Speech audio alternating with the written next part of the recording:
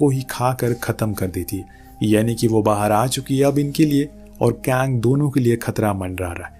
देखते हैं कि आगे क्या होता है। फिलहाल वहां पैकेट की टीम अब उस सोने की तलाश में है, क्योंकि बिल ने उन्हें ढेर सारा लालच जो दे दिया है। उस सोने को पाने के लिए वो अब किसी भी हद तक गिर सकते, जो उन्होंने शुरुआत में दिखा भी दिया। सभी ने मिलकर उस बोट को बना लिया, यानी कि अब इन्हें यहाँ से अलविदा लेना होगा।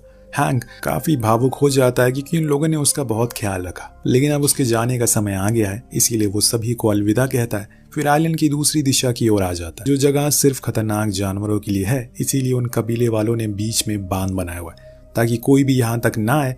खैर ये लोग बोट से उन बेहतरीन नज़ारों का लुत्फ उठाते हुए आगे बढ़ रहे थे। इनका दूसरी टीम से कनेक्ट भी हो जाता है और इसी बीच इतने में एक विशाल चमगादड़ इनके एक आदमी को उठा कर ले जाता है। आसमान में उसके शरीर के 4 टुकड़े करके बांट लेते। सभी ये मंजर देखकर हैरान थे, ज्यादा डर जाते, लेकिन अब इन्हें कुछ देर रुकना होगा क्योंकि इन्हें अब अपनी टीम से भी मिलना है, जो कि थोड़े अंदर जाने पर मिल जाती है। सभी बहुत खुश थे। साथ आकर अब ये डिसाइड करते हैं कि वो ईस्ट की ओर जाएंगे, लेकिन पैकेट को वेस्ट की ओर जाना था क्योंकि उसका एक साथी का चॉपर वहीं क्रैश हुआ।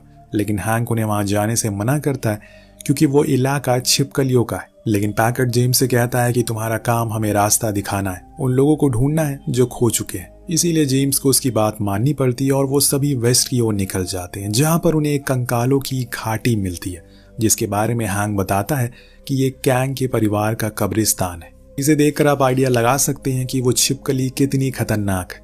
इन्हें उसकी कब्रिस्तान में होकर गुजरना होता है, लेकिन इन लोगों को जरा भी अंदाजा नहीं है कि यहाँ पर क्या होने वाला है। कुछ ही देर के अंदर इनके ऊपर वो बड़ी वाली छिपकली हमला करती है, सभी को मारना शुरू करती है। वो मुसीबत कम थी कि वो चमगादड़ भी यहाँ आ चुके थे। अब सभी परेशान इधर उधर भागना शुरू करते हैं। मेसन जेम्स के साथ कवर लेकर छुप जाती है, तो वहीं पैकेट के लोग लगातार फायरिंग कर रहे थे। इतने में एक सोल्जर फायर फ्लेम से उस छिपकली की पूरी तरीके से जलाकर मार देता है, जिससे कि इनकी जान बच जाती है।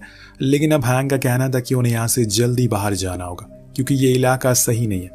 लेकिन पैकेट अपने साथियों की मौत का बदला लिए बिना यहाँ से नहीं जाएगा। उसका कहना था कि वो जब तक कैंग को मार नहीं लेता वो चैन की सांस नहीं लेगा। ये सुनकर हैंक हंसने लगता है और कहता है कि क्या तुम पागल हो गए हो? कैंग यहाँ का राजा है, तुम्हारी कोई औकात नहीं है उसके सामने। अगर तुमने कुछ भी किया तो ये कबीले वाले तुम्हें चुन चुन कर मार डालेंगे। उनके लिए वो एक देवता है। पर पैकेट नहीं मानने वाला था। तब जेम्स उसके साथी की लॉकेट दिखाता है और कहता है कि ये उस छिपकली के पेट से हमें मिली, मतलब छिपकली ने उसे मारा है, ना कि कॉन्ग ने। इसमें उसकी कोई गलती नहीं है। लेकिन पैकेट को किसी भी हाल में उस चॉपर तक पहुंचना है। पर अब जेम्स उसके ऑर्डर नहीं मानता कि तुम्हें अगर वहां जाना है तो जा सकते हो, लेकिन मैं अब अपने लोगों के साथ ईस्ट की ओर जा रहा हूं जहां हमारा शिप है, तुम सीधा वहीं आ जाना। अब